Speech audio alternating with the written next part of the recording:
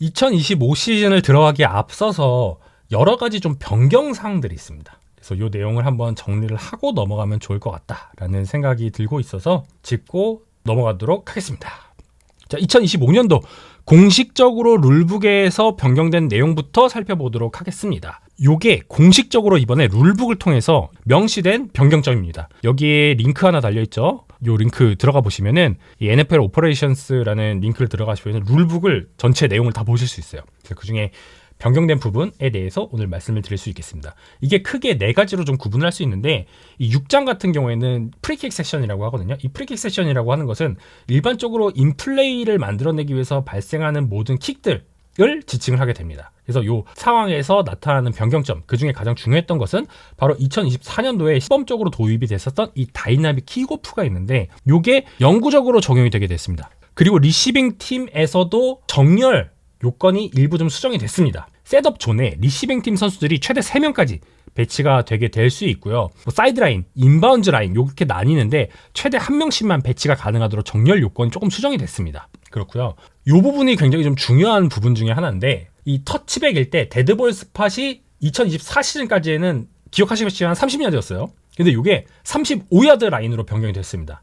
그 말인 즉슨 리그에서는 니네 무조건 리턴할 수 있도록 공을 차고 리턴할 수 있도록 만들어 라는 거죠. 그러니까 킥을 차는 입장에서 터치백이 안 나올 수 있도록 킥을 차는 게 굉장히 중요해진 상황을 마련하는 것입니다. 그러니까 리그는 엄청나게 빠른 속도로 달려와서 예전처럼 부딪혀가지고 부상이 나오는 상황을 지양하고, 그리고 리턴이 많이 나오는 상황을 지양하는 그런 룰 개정을 만들게 된 것이죠. 그래서 이 부분 꼭 기억해 주시면 좋을 것 같습니다. 그리고 추가적으로 이게 온사이드 킥 변경된 내용인데, 원래 온사이드 킥 다들 아시겠지만 이게 4쿼터에만 가능했었거든요. 근데 이번 시즌부터 바뀝니다. 언제? 지고 있는 팀의 경우에는 언제든지 선언이 가능하다로 바뀌었습니다.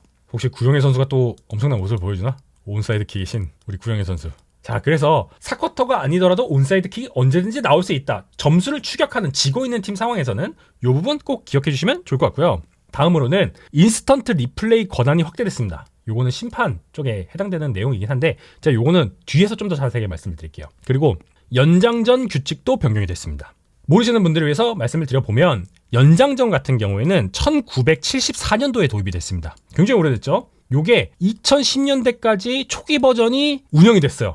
굉장히 오랫동안 안 바뀌고, 요게 당시에는 서든데스 타입이었습니다. 그러니까 점수를 내면 그냥 끝나는 거예요. 어떤 방식이든. 예전에는. 그럼 당연히 코인토스에서 이기는 팀이 매우 유리한 형태로 진행이 됐었죠. 그랬는데 이게 공격권을 먼저 가진 팀이 그냥 필드골만 차도 이기니까 운에 의존을 많이 한다라는 불만이 굉장히 많았어요. 그래서 이게 바뀌었죠. 언제부터? 2010년도 일단 바뀝니다. 2010년도 이후에 첫 소유팀이 필드골을 한 경우에는 상대팀에게 공격권을 준다. 하지만 다들 아시는 것처럼 터치다운이나 세이프티가 되면 종료된다로 바뀌었었습니다. 요 바뀐 방식은 플레이오프에서였습니다. 그리고 2017년도에 말씀드린 것처럼 정규 시즌에도 이게 도입이 됐고, 연장전 시간이 15분에서 10분으로 단축, 이게 있었고, 2022년 시즌부터 첫 번째로 공격을 진행하는 팀이 터치다운을 기록을 해도 상대 팀에게 한 번 더 공격을 할 수 있는 기회를 주는 형식으로 룰이 바뀌었습니다. 플레이오프부터. 근데 이게 2025 시즌부터는 정규 시즌까지 확대가 됩니다. 이번 구단주 미팅에서 결정이 된 건데, 플레이오프 연장전 규칙을 정규 시즌에도 동일하게 적용을 한다는 거죠. 앞에서 말씀드렸던 것처럼 2010년도에서 2017년도에 바뀌었던 것과 똑같이 바뀌었다고 보시면 됩니다. 2010년도에 플레이오프에 먼저 적용이 됐다가 2017년도에 정규 시즌에 적용이 된 것처럼 2022년도에 플레이오프에 적용되었던 규칙이 2025년도에 정규 시즌까지 확대 적용이 된다라고 보시면 될 것 같습니다. 대신에 정규 시즌은 연장전 시간이 10분으로 제한이 되는 건 유지되고, 플레이오프처럼 무제한으로 연장이 되지 않습니다. 그래서 요 내용 바뀐 부분 참고하시면 좋을 것 같고요. 킥오프 영구 적용된 부분 참고해 주시면 좋을 것 같고, 자, 다음은 이 인스턴트 리플레이 확대, 요것도 좀 재밌긴 한데, 명백한 비디오 증거가 있을 때 필드 위의 심판에게 플레이의 구체적이고 객관적인 측면에 대해서 리플레이를 담당하는 인원들이 얘기를 할 수가 있어요. 이거 다시 봐야 된다. 그리고 경기 운영 이슈에 대해서 도움을 주는, 확실하게 이제 얘기를 해줄 수 있는 그런 권한이 확대가 됐습니다. 그래서 요거를 좀 표로 정리를 해봤는데, 자, 보시면 그 전에 리플레이 같은 경우에는 좀 제한적이었어요. 이게 페널티를 집행을 한다거나, 올바른 다운인지 아닌지를 판단을 한다거나, 반칙이 일어났을 때 타이밍이나 위치를 본다거나, 게임 클락을 본다거나, 볼 포지션을 본다거나, 패스가 컴플리트 됐는지 또는 인터셉션 됐는지를 확인을 한다거나 루즈볼이라거나 사이드라인의 바깥으로 나갔거나 골라인이거나 엔드라인에 접촉을 했거나 또는 선수가 라인과 포켓 지역 간에 어떻게 되느냐, 요건 인텐셔널 그라운딩 보려고 하는 거고, 그리고 다운바이 컨택트, 요거 중요하죠. 요런 거를 보기 위해서 요 인스턴트 리플레이가 사용이 그랬는데 2025 시즌 요 룰 개정을 통해서 전반적인 오피셜의 권한이 확대가 되었습니다. 그래서 원래 어떤 게임 운영을 하는 데 있어서 필요한 요 부분들은 거의 그대로 가져가요. 거의 그대로가 아니라 똑같이 가져가요. 변경사항 없고요. 파울 관련해서 리플레이 권한이 굉장히 크게 확대가 됐습니다. 매우 중요합니다. 요거. 그동안은 경기 운영과 관련된 행정적인 부분에 대해서 제한이 되었던 부분이 명백하고 분명한 비디오적 증거가 있을 때 특정 파울의 잘못된 선언을 취소하거나 무효화할 수가 있습니다. 어떤 거를 볼 수 있느냐, 사실 그것도 정하긴 했어요. 근데 딱 보시면 아시겠지만 굉장히 중요한 페널티들입니다. 그리고 논란이 많이 될 수밖에 없는 페널티들입니다. 러핑 더 패서, 커터백의 머리나 목 부위에 가격하는 거, 공 던져진 이후에 불필요하게 히트하는 거, 이런 거 얘기하는 거죠. 이거 15야드 페널티입니다. 자동 퍼스트 다운이기 때문에 굉장히 커요. 그리고 인텐셔널 그라운딩, 리시버가 없는 쪽으로 공을 고의로 던지는 걸 얘기하는 거죠. 이 페널티는 공이 던전진 지점에서 스팟 파울이 되고 다운 손실이 일어나게 됩니다. 그래서 요거는 포켓의 위치가 굉장히 중요하기 때문에 비디오를 보면 조금 더 명확하게 판단할 수 있다는 거죠. 그리고 unnecessary roughness, 요거 역시도 약간 주관적인 부분이 반영될 수가 있거든요. 라인을 나간 선수들에 대한 히트 같은 거 있을 때 나갔느냐 안 나갔느냐를 조금 더 명확하게 판독할 수 있는 비디오 증거가 있다면 심판들 입장에서 좀 더 객관적이고 명확하게 판단할 수 있다는 거죠. 이거 역시도 15야드 페널티입니다. 굉장히 크죠. 그리고 페이스 마스크, 이거 잡는 거, 헬멧 잡는 거 15야드 페널티입니다. 홀스칼라 태클, 이 유니폼 뒤에, 이 숄더 패드 뒤에 목 부분 잡고 끌어내리는 거, 이거 목 부상 유발할 수 있기 때문에 이거 15야드 페널티입니다. 굉장히 크죠. 트리핑, 다리 거는 거, 이건 10야드짜리긴 한데 약간 얘 들어간 건 의외였어요.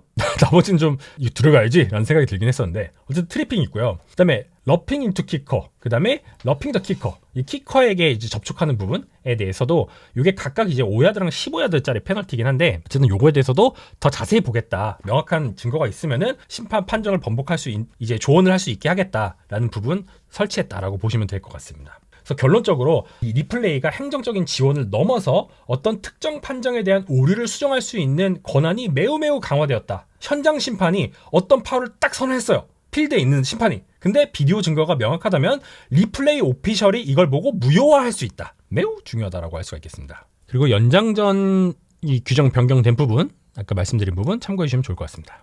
자, 그리고 요것도 하나 재밌죠. 이 호카이 시스템. 프리시즌 경기 보셨다면 요 해당 장면 보셨을 거예요, 아마.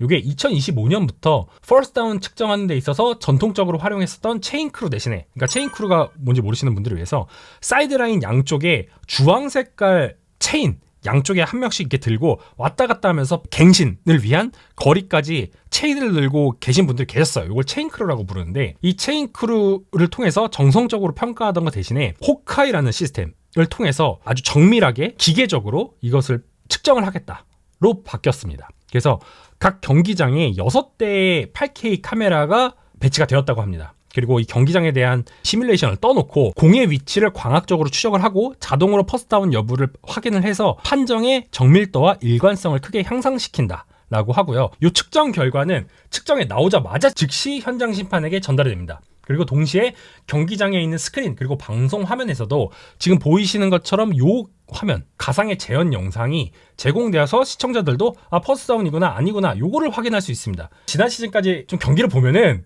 이거 안 넘어간 것 같은데 심판들이 일단 퍼스트다운을 찍거나 볼을 놓는 위치가 좀 약간 애매할 때가 있었거든요. 근데 이건 어쩔 수가 없는 게 사이드라인에 있는 심판들 역시도 공의 위치를 보고 순간적으로 판단을 해서 놓는 것이기 때문에 완벽하게 정확할 수가 없었죠. 하지만 이런 부분들을 좀 개선하려는 이런 리그의 노력이 반영된 그런 부분이다라고 해석을 해주시면 될 것 같아요. 그렇다고 해서 체인크루가 없어지는 건 아닙니다. 여전히 보조적인 역할로 현장에 남아있어요. 왜냐면 필드에서 뛰고 있는 선수들 같은 경우에는 체인크루를 보고 내가 어떤 식으로 플레이할지를 결정하는 부분도 분명히 있거든요. 그리고 경기장에서 경기를 관람하는 팬들 그리고 코치들, 경기 중계화면을 보는 입장에서도 이 체인크루가 분명히 어느 정도 영향을 주는 부분들이 있기 때문에 체인크루는 여전히 보조적인 역할로 현장에 남아있겠다라고 정해졌습니다. 그래서 경기 운영에 대한 어떤 효율성이나 정확도가 많이 올라갈 것 같아요.